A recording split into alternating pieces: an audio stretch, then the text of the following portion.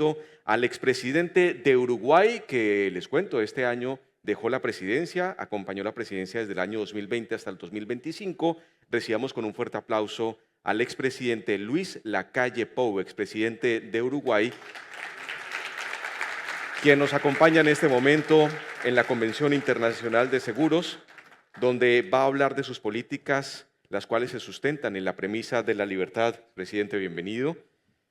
En una política exterior firme ante regímenes autoritarios, y por supuesto que esto es alguien que tiene una voz oficial, nadie más que él propicio para hacer una reflexión sobre la radiografía sociopolítica de nuestra región. Junto a él va a estar un gran periodista reconocido en la región. Recibamos con un fuerte aplauso a León Krauss, analista político, periodista y escritor mexicano, que también llega para esta conversación.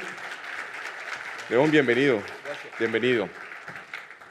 Él es escritor mexicano, especialista en política internacional en temas como migración, política estadounidense. Ha recibido varios premios, les cuento, como el Emmy y el premio Edward Murrow por su labor periodística. Así que nos espera una emocionante conversación en este mundo fragmentado. El escenario es todos ustedes y muy atentos a este conversatorio que realmente es uno de los momentos más importantes de esta clausura. Gracias por esa presentación para ambos. Gracias a Fasecolda por esta invitación. Para mí, en lo personal, es un privilegio estar de nuevo en Colombia y estar especialmente en Cartagena. Me tardé 50 años en venir a Cartagena, lo cual me parece es un crimen. Regresaré muy pronto, tengo que traer a mi mujer porque si no la traigo a una ciudad tan hermosa, creo que el matrimonio de por sí en riesgo corre peligro. Presidente, gracias por estar con nosotros, es un gusto conocerlo en persona y tener la oportunidad de conversar con usted sobre este mundo que tenemos frente a nosotros, un mundo lleno de desafíos de toda índole. Quiero comenzar hablando de democracia. Durante muchos años dimos por sentado que la democracia liberal había ganado la batalla de las ideas. Se anunció a finales del siglo XX con el fin de la historia. La democracia liberal ha ganado la batalla. Se decía que la historia había llegado a su fin. Sin embargo, hoy parece claro que esa confianza en la democracia se erosiona. ¿Por qué estamos dejando de confiar en los procesos democráticos? Para arrancar suavecito nomás. Suavecito. Primero agradecer la invitación. Es mi tercera vez en Cartagena. En el 90, hace 3 años, me invitó el presidente Duque. Tuve un divino 2 días acá disfrutando de la ciudad vieja, de las islas. Así que es un placer estar hoy por 7, 8 horas que voy a estar, pero agradecer. Un gusto estar contigo, León. Un placer. Yo nací en agosto de 1973 y la democracia estaba en crisis. De hecho, hacía 2 meses había habido un golpe de Estado en mi país. Una dictadura que duró 13 años. Desde que estoy en la actividad política, que ya hace bastante, yo salí diputado con 26 años, escucho, leo y a veces comparto de que la democracia está en crisis. Y es cierto. Pero desde el punto de vista que está examen, si realmente sigue siendo el sistema, que no es perfecto porque es una creación humana, pero es el mejor que hay para representar. ¿Qué es lo que está pasando ahora?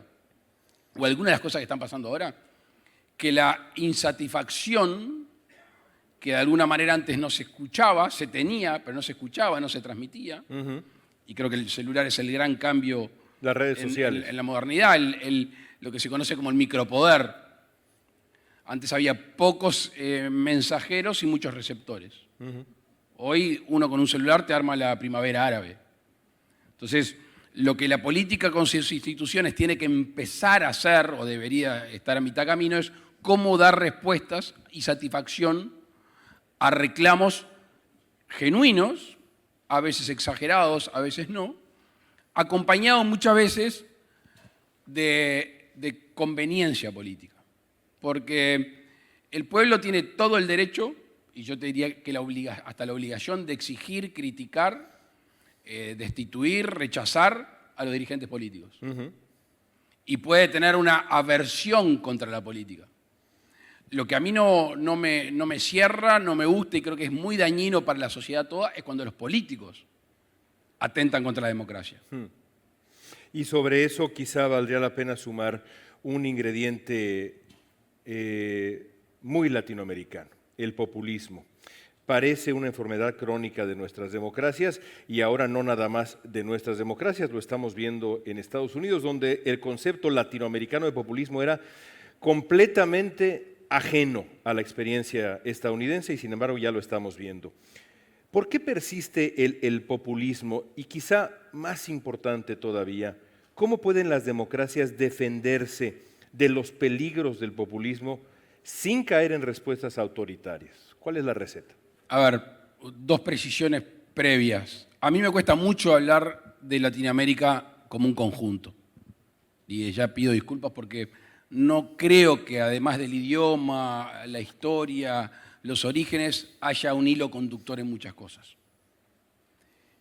Segundo, populismos dañinos, atroces, Europa, principio del siglo XX y en otros lugares.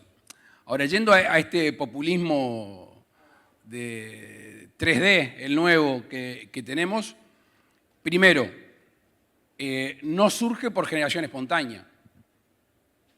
O sea, hay una necesidad popular. Voy a poner un ejemplo que puede no gustar mucho, a mí particularmente no me gusta, pero Chávez no se sacó la presidencia en un sorteo. No, había una corrupción clarísima de los dos partidos venezolanos. Había una complicación grande en Venezuela. Hay un militar con un discurso popular, en ese momento no tan populista, popular, con llegada, que iba a poner orden, gana y bueno, está. Historia larga, corta, así está Venezuela. Así está Venezuela hoy. Entonces, primero, el cuidado de la democracia por parte de los políticos. Que no haya tierra fértil para ese surgimiento. Y después, y esto cuesta un poco estandarizarlo, es la capacidad del elector. El otro día tuve una conversación en Chile, en una universidad con Cayetana Álvarez. Y yo le dije, los pueblos no se equivocan cuando eligen. Y ella me dijo, no, los pueblos se equivocan, hay que corregirlos. No, los pueblos pueden ser estafados o engañados. Pero la magia de la manifestación popular, que cuando todo el mundo pone un sobre en la urna o balazo electrónico, esa manifestación popular no se equivoca.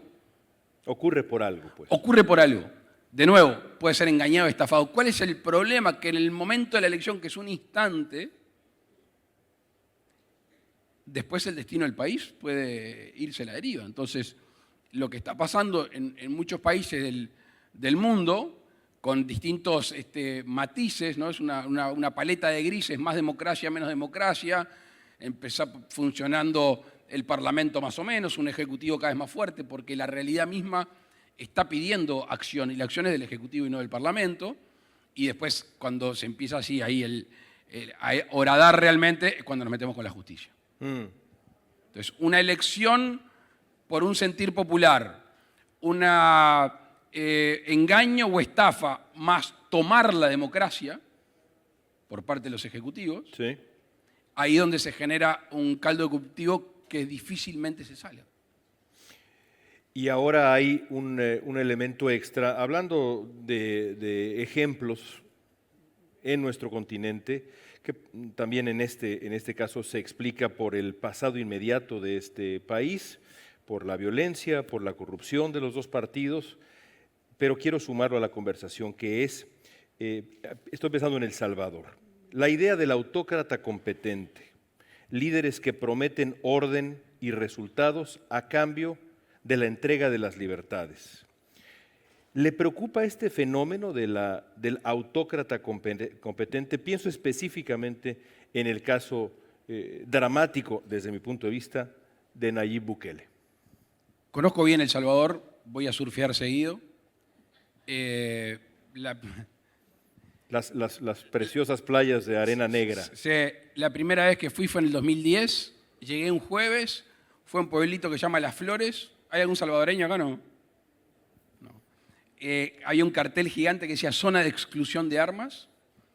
Eso fue el jueves. Al domingo habían matado 45 personas y se había puesto de moda secuestrar las vans de escolares, que era un bollo. En vez de secuestrar de a uno, secuestraba de a 15. Y bueno, esa es la realidad en el 2010. Estuve surfeando en El Salvador hace un mes y medio. Completamente en paz. Es otra cosa. Es otra cosa. La gente anda de noche. Yo me tomé un taxi a un lugar bastante oscuro, no sabía dónde iba, me bajé con la mochila a caminar. La gente me decía, acá no, ya está, no pasa nada. Esa es la parte buena. La otra, que es la que a mí me preocupa, en defensa de la profesión y la democracia, es que hay que despersonalizar los casos. Yo lo que veo muchas veces es que un caso igual, según es fulano o mengano, hay una reacción distinta. El otro día, capaz que después hablamos, pero un presidente importante en el mundo dice un discurso que fue una aberración a la democracia, y yo le dije, nadie dice nada, pero si hubiera sido Maduro estábamos todos haciendo fila para pegarle. ¿Está? Dicho que fue esto, si la Constitución de la República te dice que no hay reelección, y tú te haces reelegir, ¿no? Si mueve la cola, ladra y tiene 4 patas, es un perro. Claramente está fuera del proceso democrático. Entonces, si nosotros decimos que hay una dictadura en determinado, ¿por qué no vamos a decir lo mismo si formalmente es lo mismo? Te puede gustar más, te puede gustar menos, la acción, y es cierto que El Salvador está mucho mejor. Ahora, ¿eso valida la erosión y la ausencia de la democracia? Porque hoy es por unos, hoy le toca a algunos, pero después te puede tocar a vos. Y eso me lleva a esta pregunta. Yo viví muchos años, lo compartíamos ahora en Los Ángeles. Si digo esto en mi país me matan, porque la gente adora a Bukele, ¿no? Bueno, pues a eso voy. Y yo creo que tienen razones para adorarlo, porque la verdad es que pasa en México también, pero y creo que en América Latina, aunque no nos gusta generalizar, Bukele es un modelo que de pronto llama la atención. Pero regresando, digamos, a esta experiencia que tuve. En Los Ángeles, California, de pronto se acerca conmigo una persona y me dice, señor Krause, aquí está este asunto, pero quiero decirle algo antes de que se vaya. Y me pone el dedo en el rostro y me dice, deje usted de hablar mal de nuestro presidente Bukele. Lo queremos mucho, ¿eh? No me había pasado nunca, y eso que yo he sido muy crítico de López Obrador y demás. Es decir, hay una enorme popularidad de ese modelo a pesar de que ha atentado abiertamente contra la democracia. Entonces, mi pregunta es esta.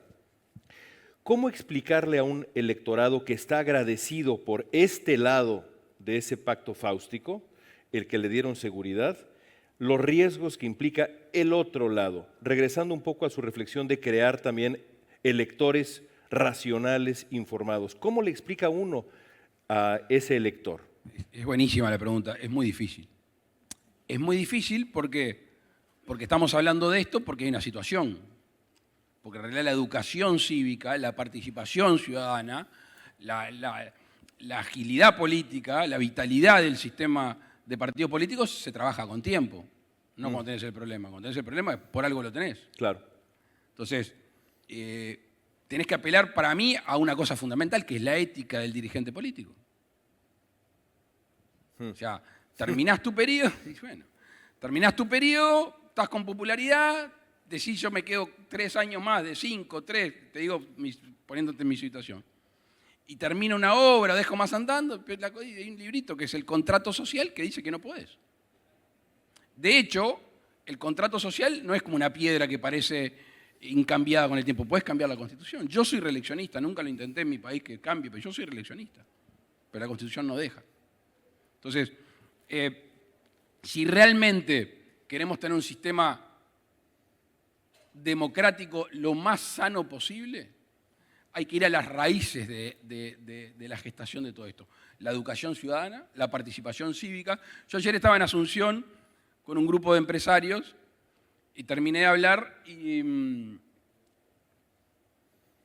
me hacen un par de preguntas las organizadoras y me dicen, bueno, ¿qué le podemos exigir los empresarios a los políticos? Le digo, bueno, yo la verdad que no estoy para que me exijan nada. Le digo, yo le voy a exigir a ustedes los empresarios. Le digo, uno de los libros más importantes de la historia de la humanidad es la Biblia. ¿Ah? Se crea, se tenga fe o no se tenga fe, la Biblia. ¿Qué dice la Biblia? Entre otras cosas, la parábola de los talentos. ¿No? Lo que nos es dado, lo que nos hacemos con lo que nos es dado, y en ese sentido nos van a jugar si fuera cierto todo eso, pero creo que es un relato muy humano. Vos te dan determinado IQ, inteligencia emocional, te criás en un lugar, un poco de suerte, algunos le dan naturaleza o religión, y en base a eso se te exige. Bueno, yo en base a la parábola de los talentos educativos, económicos, sociológicos, yo le exijo a mis ciudadanos que se dediquen a pensar en la democracia y en la política. No que participen, no queremos competencia, pero sí que estén atentos. A ver, ¿a un político no se le pide accountability? Bueno, por supuesto que sí, hipotéticamente. Bueno, el día de la elección. Claro. Bueno, pero entre 5 años hiciste las macanas que podías hacer. Entonces, no, yo en el ejercicio de la tarea de político yo me he sentido muy solo. En la crítica, pero no en la crítica el que te grita, no, alguien que realmente diga, este tipo está haciendo esto, está haciendo aquello, hay para corregir, y eso es. O sea, la salud de la democracia no se tiene que tratar cuando tenés que amputar un miembro. Hablando de momentos particularmente drásticos, retomo esta frase, amputar un miembro. Y antes de empezar a hablar específicamente, digamos, en este recorrido del universal a lo particular de los retos de América Latina, sumo un ingrediente más, que es el fantasma de la violencia política. Ha vuelto a manifestarse en nuestro continente, lo ha vivido Ecuador, lo ha sufrido de manera terrible Colombia, Estados Unidos, ahora prácticamente, no sé si cada semana, pero sí nos estamos tristemente acostumbrando a este tipo de actos de violencia. ¿Cuáles, digamos, le sigo pidiendo recetas? ¿Me dijiste liderazgo con violencia? ¿Liderazgo de violencia, me dijiste? ¿O hecho de violencia? No, estos episodios de violencia. Dale. Le sigo pidiendo recetas porque lo respeto mucho, así que le pido también una receta para evitar que la violencia escale.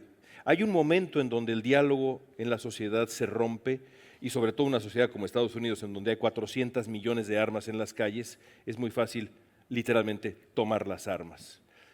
¿Cómo sumar algo de cordura, bajar la temperatura para que no se desborde ese río tan peligroso? Lo primero que lamento es no haber estado en la presentación anterior, toda la presentación, porque las últimas 2 o 3 de las 7 que escuché me parecieron buenísimas, no puedo estar más de acuerdo.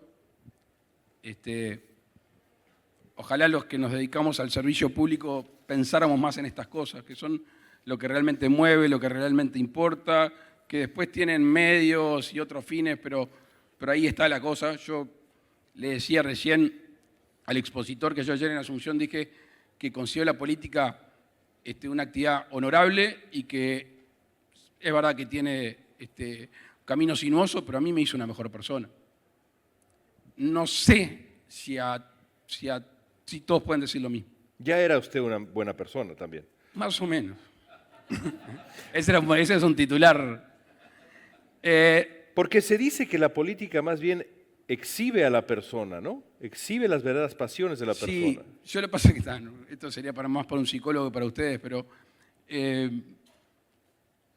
yo encontré en la política transformar las cosas negativas en cosas positivas, es decir, en ser generoso, en preocuparte por tu comunidad, en que no te importe solo tu ombligo. Una misión. Sí. Propósito. Yo soy un hombre que me considero muy bendecido de haber podido actuar en política, pero no me preguntaste por mí. A mí me preocupa que no estamos predicando con el ejemplo. O sea, si vos tenés un presidente de la República, un líder importante que se para enfrente a un micrófono y elige, estos los trato bien y estos los trato mal. O sea, yo a un presidente lo defino como el padre de una gran familia, muy heterogénea, muy variada, con distintas ilusiones, expectativas, sueños, frustraciones. No podés insultar. O sea, no te da libertad la autoridad o el poder. la autoridad es otra cosa, para insultar y para agraviar. ¿Qué podés esperar de gente que realmente la está pasando mal si las señales que se dan desde el ejemplo del poder... Es el encono, el odio, el... Entonces, para mí atenta...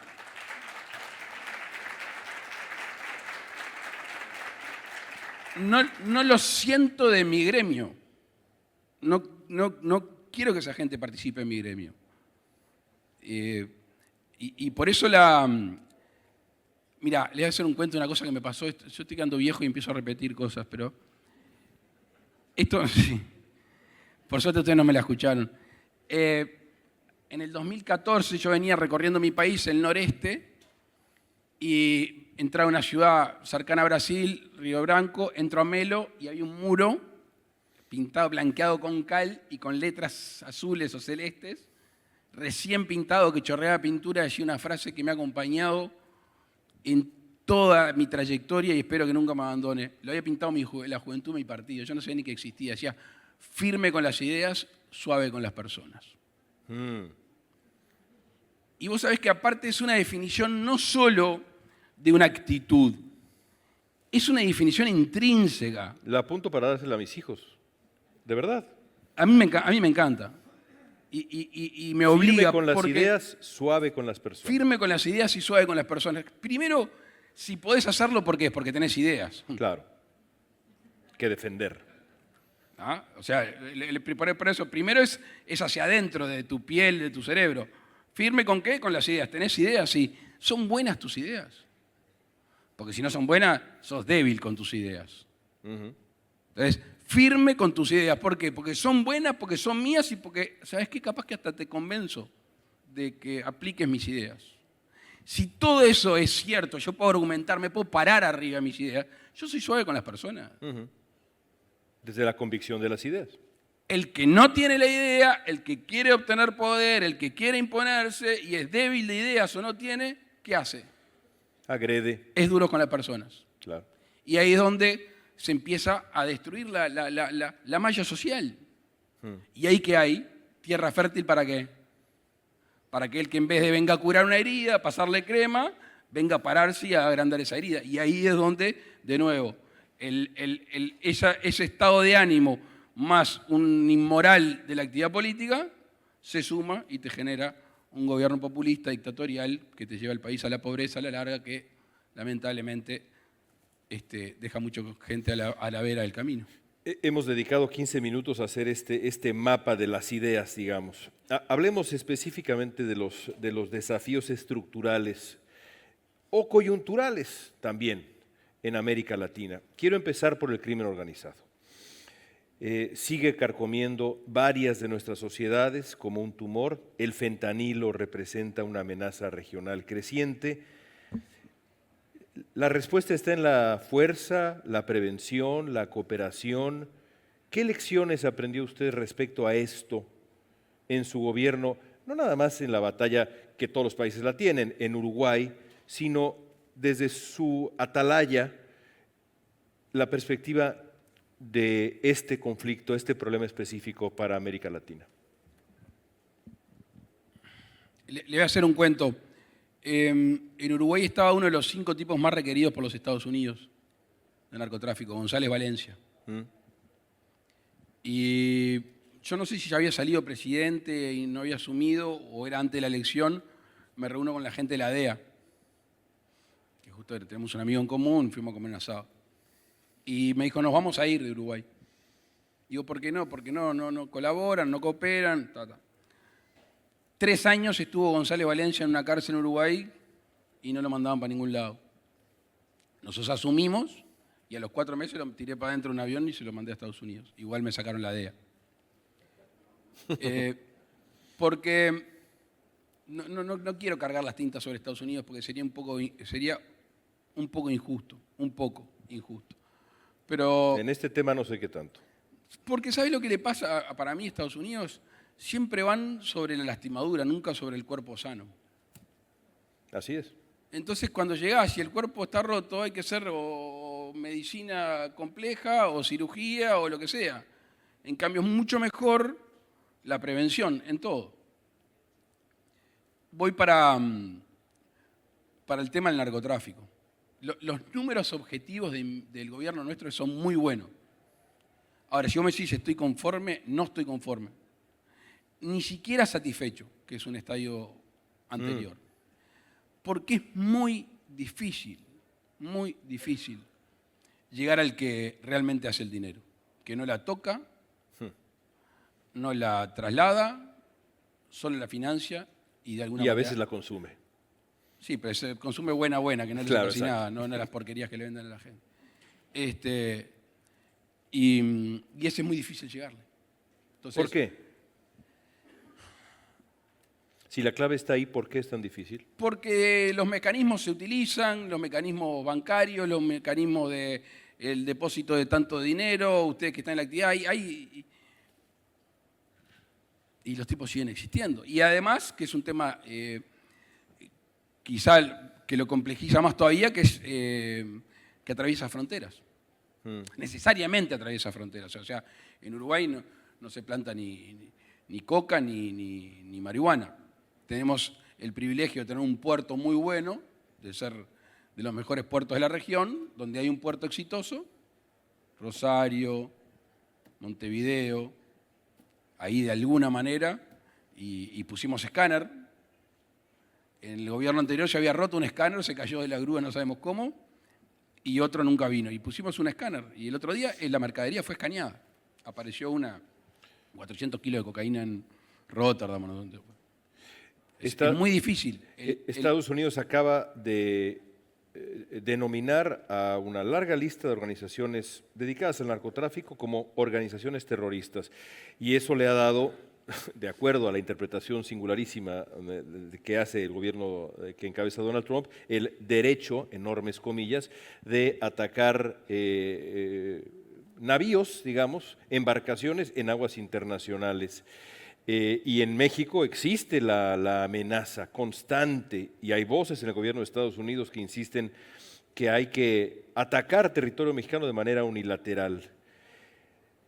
¿Hay algún desenlace positivo en esa manera de escalar este conflicto? Primero, hay que llamar las cosas por su nombre. O sea, una organización delictiva no necesariamente no es una organización terrorista, claramente. Si lo que se busca es un artilugio... Eso se busca. Bueno, para operaciones... Vos sos periodista, te podés tener otras licencias que yo no puedo tener todavía. Pero estoy aquí. Y entonces, de nuevo, ¿por qué lo hace quién? ¿Por qué lo hace Estados Unidos? Ahora, si lo hiciera Putin en su región que está bastante convulsionada, ¿qué diríamos? Que está mal.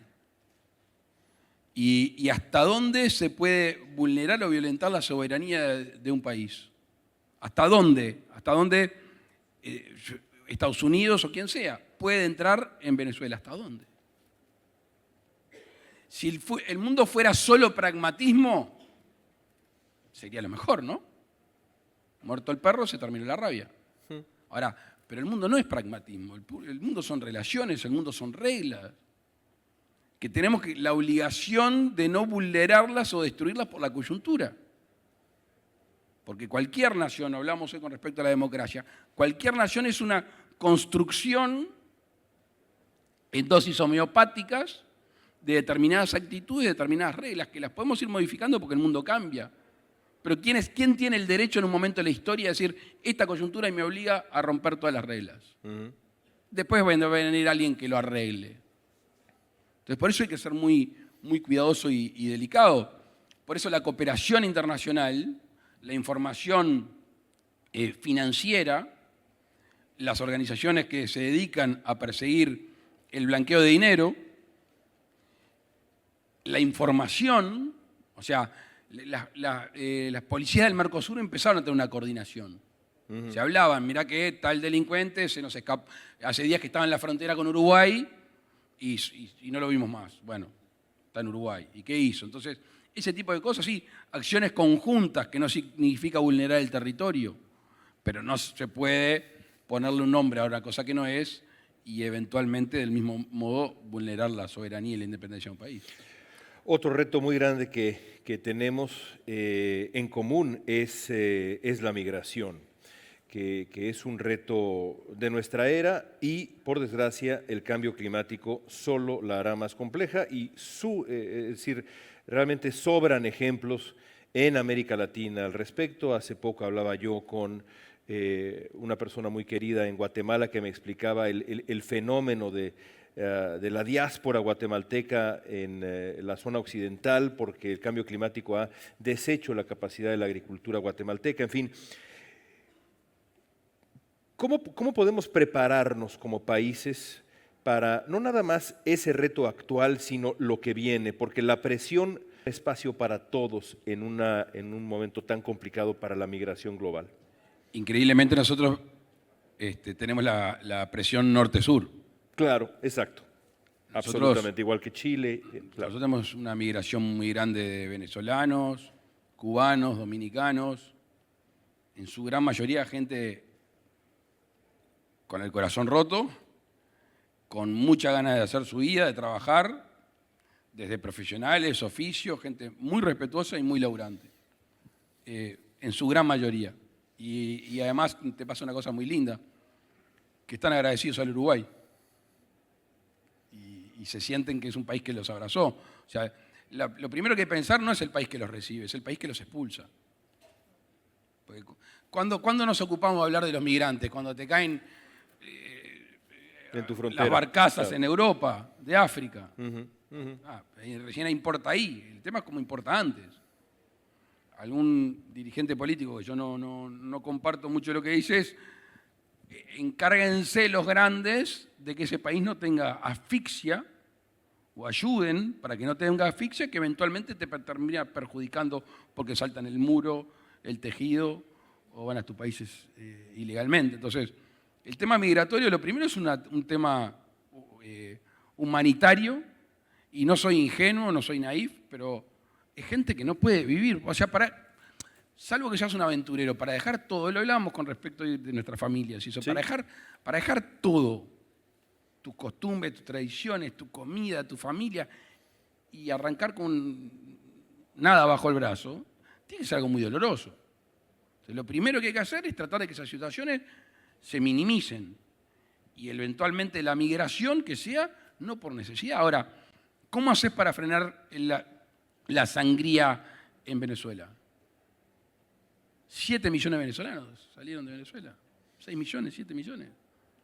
O sea, tiene que cambiar el régimen primero que nada. Bueno, y después de cambiarlo, algunos en la primera ola hasta por un tema emocional van a volver, pero otros si no viven mejor que lo que viven en Panamá o en Miami o en Uruguay no van a volver. Porque cuando vos te desarraigás es un corte tan fuerte, tan grande que no lo reparás. O sea, enseguida. No es tan fácil.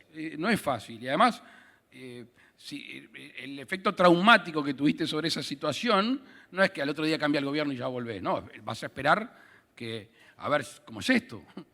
Y si mi país me asegura que hay una recomposición democrática, económica, laboral, social, educativa, mis hijos, mis niños.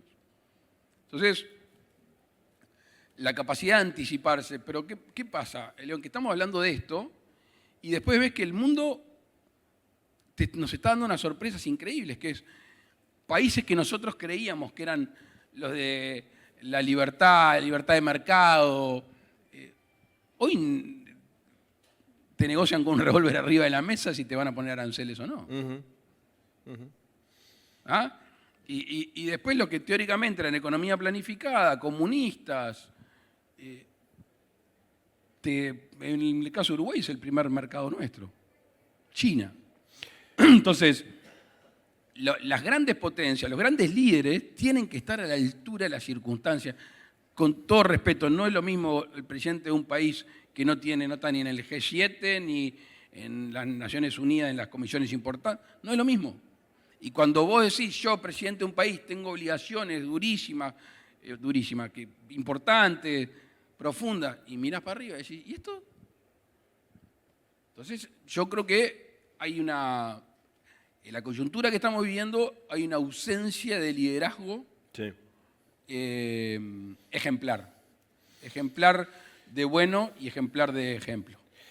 Mencionaba usted a China, que es un tema que quiero tratar, porque América Latina es hoy uno de los escenarios claves de esta batalla geopolítica entre China y esta versión de Estados Unidos, que puede ser temporal o puede no serlo, y eso hay que tomarlo en cuenta también.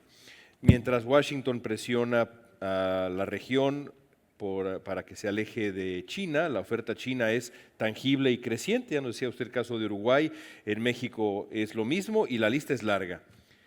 ¿Cómo deberían los países latinoamericanos navegar esa disyuntiva sin hipotecar su desarrollo, sin hipotecar su soberanía? Esta disyuntiva que es clave en la batalla geopolítica global y no nada más acá. Había un lord inglés, Lord Palmerston, que dijo una frase que también me ha acompañado, bueno, como 2 generaciones arriba de mi familia, pero ahora también a mí, que dice que los países no tienen ni amigos permanentes ni enemigos permanentes, tienen intereses permanentes. O sea, cuando vos calibrás a dónde pones proa a los intereses de tu país, a los intereses nacionales. Yo cada vez que fui a hablar con oficiales de Estados Unidos, Inglaterra, algunos europeos, el mecanismo de decir somos los mismos era atacar a China. Y obviamente hablaban de democracia, de valores, derechos humanos, y se quedaban ahí.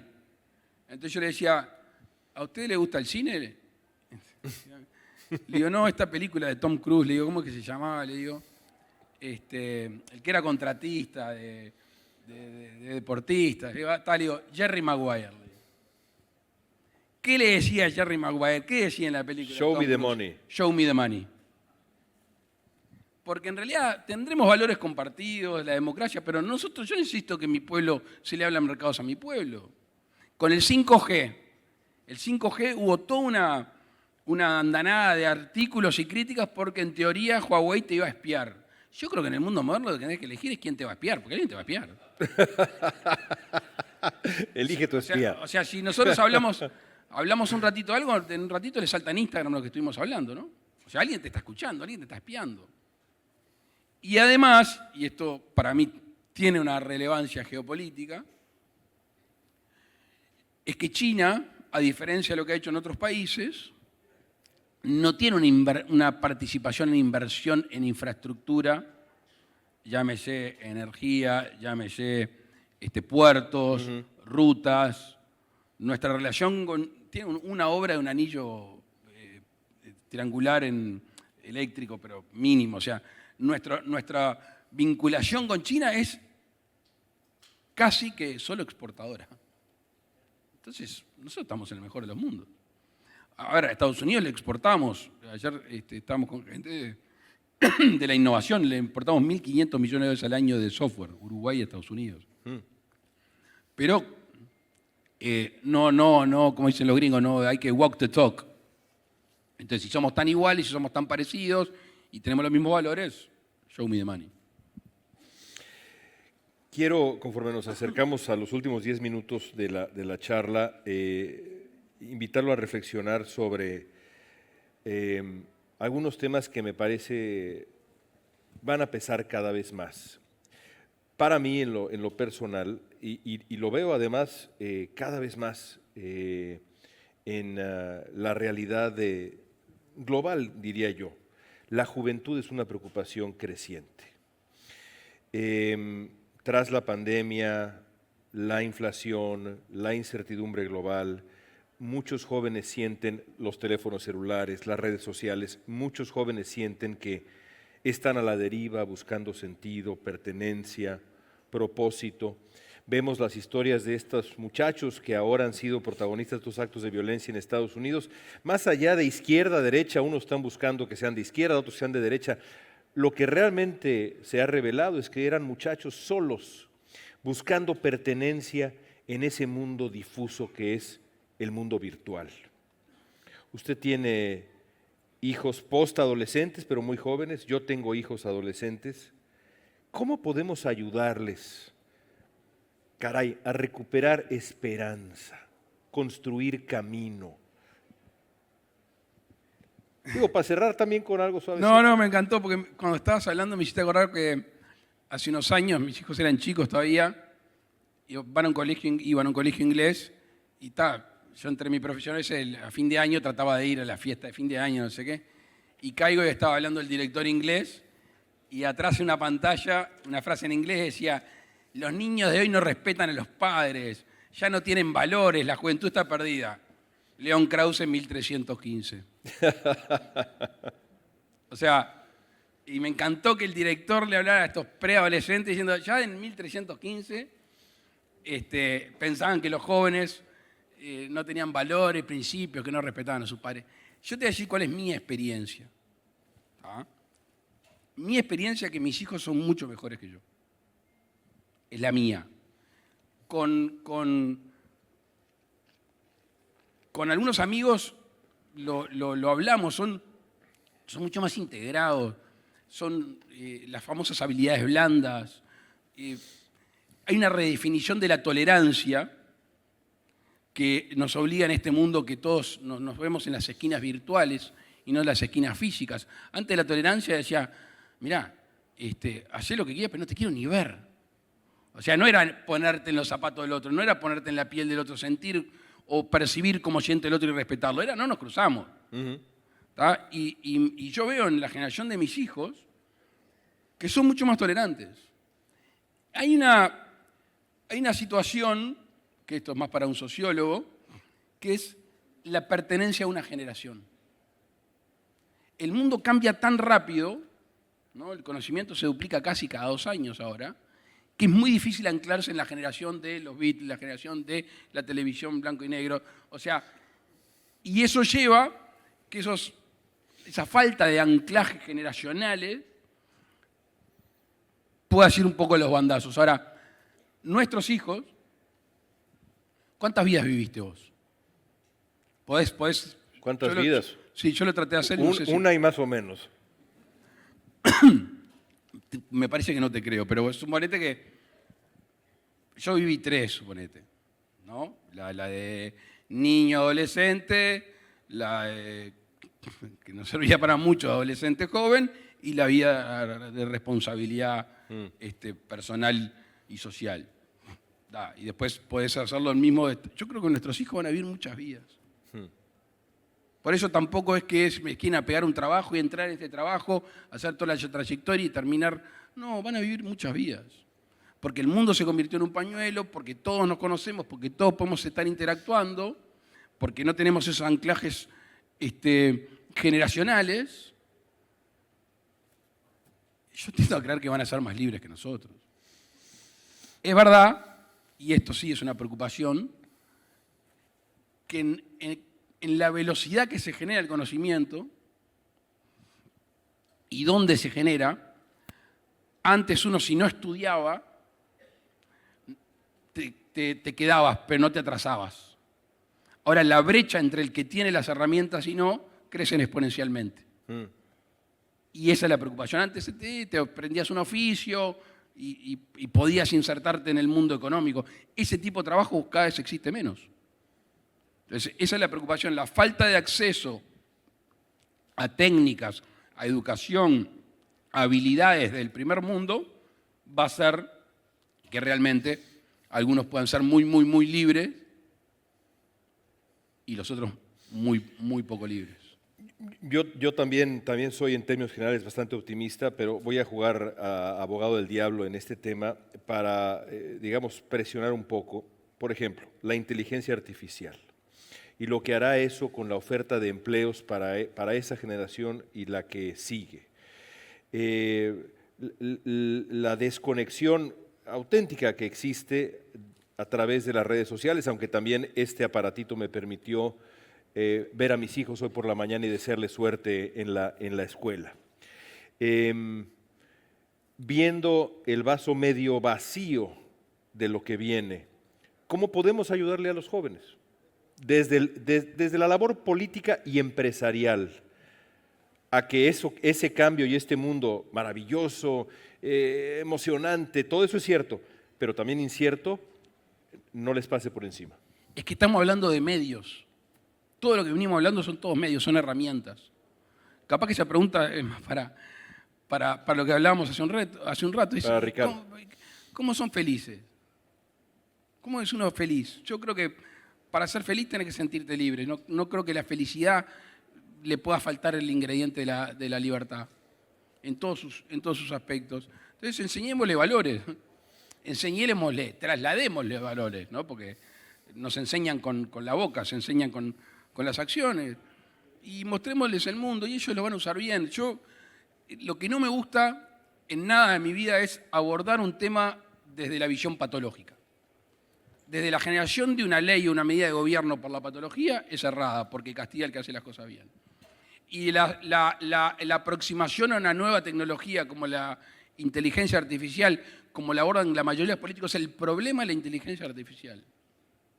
No, es una cosa extraordinaria. Pero, a ver, mañana tú tenés un problema de una enfermedad extraña y vivís en Cuernavaca, que hablábamos hoy, la inteligencia artificial que va a machear lo que pasa en el mundo con esa enfermedad extraña, con tu historia clínica, con la casuística, el día que vayas a un hospital va a ser el día que te tengas que operar o medicar, y eso es calidad de vida, eso es salud, es una herramienta bien utilizada.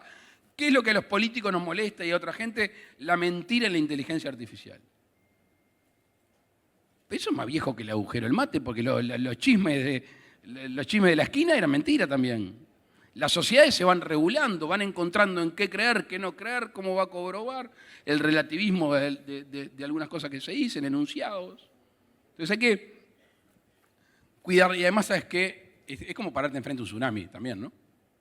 O sea, y ni siquiera me atrevo a decirte que se puede canalizar, con lo cual lo que se tiene que enseñar es la pericia o el cómo o el por qué usar estas nuevas cosas. Y eso se hace solo con valores, con ética, con sentido de la comunidad.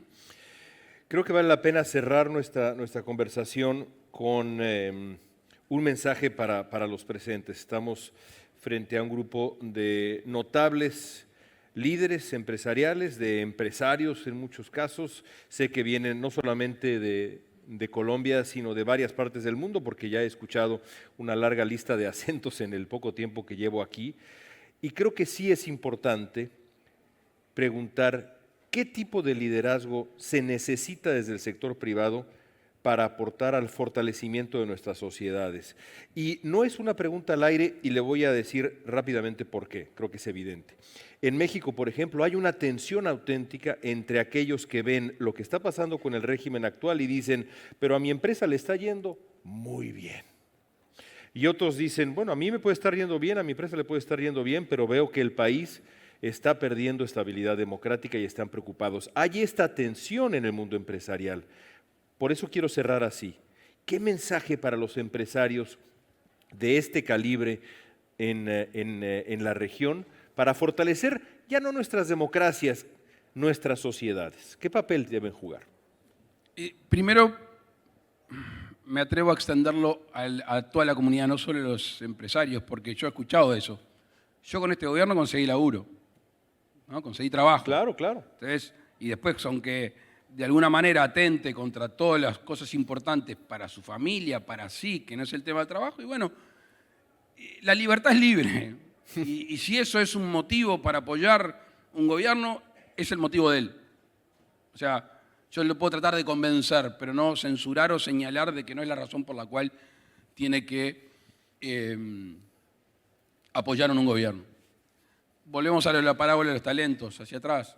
Los que han tenido la posibilidad de educarse, de tener mundo, de conocer, yo creo que tienen un deber cívico de participación, entre comillas, que es aportar, criticar, integrar asociaciones, grupos de presión. Yo soy un hincha fanático de los grupos de presión, a cara descubierta, ¿no? Claro. No aquellos que hacen lobby por atrás. Los grupos de presión son necesarios. Porque si a mí no vienen a contarme que las firmas reaseguradoras más importantes, o algunas están en Londres, otras en tal lado, cómo se trabaja con el riesgo, cómo son los patrones, yo no, tengo que hablar con gente que se dedica a esto. Dicho sea de paso, y esto creo que voy un poco más a la pregunta, yo creo que la variable riesgo para ustedes es fundamental. Por ende, la variable certidumbre es fundamental. Por ende, la variable de que el gobierno pueda, dentro de lo humanamente posible, asegurar una trayectoria, generar confianza en su negocio es fundamental. Con lo cual, acá no debería poder decirme nadie que no le importa al gobierno porque en el negocio le va bien. Capaz que le va bien, pero si el gobierno le genera más riesgo, más incertidumbre y poca visión a mediano y largo plazo, el negocio de alguna manera se va a distorsionar. Presidente, ha sido un privilegio conocerlo y conversar con usted. Gracias. Gracias, León. Gracias. Gracias.